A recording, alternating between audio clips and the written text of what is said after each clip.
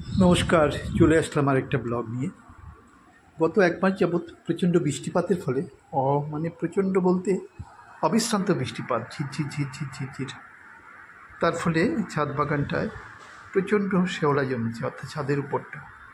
তাই তো সেটা পরিষ্কার করার দায়িত্ব দেওয়া হয়েছে চন্দনকে। চন্দনকে আপনারা চিনবেন, চন্দন খুবই পপুলার এখানটায়, বিশেষ করে স্টেশন রোডে। তো ওকে দায়িত্ব দেওয়া হয়েছে। ও ছাদ বাগানটা পরিষ্কার করছে, মনে হচ্ছে কালকে ছাদ ঢালাই দেওয়া হয়েছে। এমনভাবে নিজের হাতে ঘষে ঘষে ঘষে ঘষে ছাদ বাগানটাকে পরিষ্কার করছে। দেখুন, ওর কাজের মানে প্রশংসা না করলে না হয়।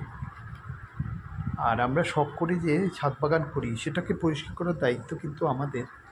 হ্যাঁ, আমরা পরিষ্কার পরিচ্ছন্ন রাখি। আসলে শহরের বাড়িগুলো ফ্ল্যাটযুক্ত বাড়ি, ফ্ল্যাট সিস্টেম, উঠোন বলতে কিছু নেই। হ্যাঁ, গ্রামের বাড়ির মতো বিশাল উঠোন থাকবে এরকম কোনো কিছু সুবিধা নেই। এই ছাদটাই সমস্ত কিছু। এখানটাই পূজা অর্চনা, এখানে যে কোনো প্রোগ্রাম, হ্যাঁ, এখানটাতেই কাপড় শুকোনো বা যে কোনো কাজ ছাদের উপরেই। তাই তো ছাদটাকে পরিষ্কার পরিচ্ছন্ন রাখতে আমরা সদা ব্যস্ত। আর শখ করে বাগান করি পর্যাপ্ত পরিমাণ অক্সিজেন আর ফুলের জন্য। তাই তো ছাদ বাগানটাকে মাঝে মাঝে পরিষ্কার করতে হয়।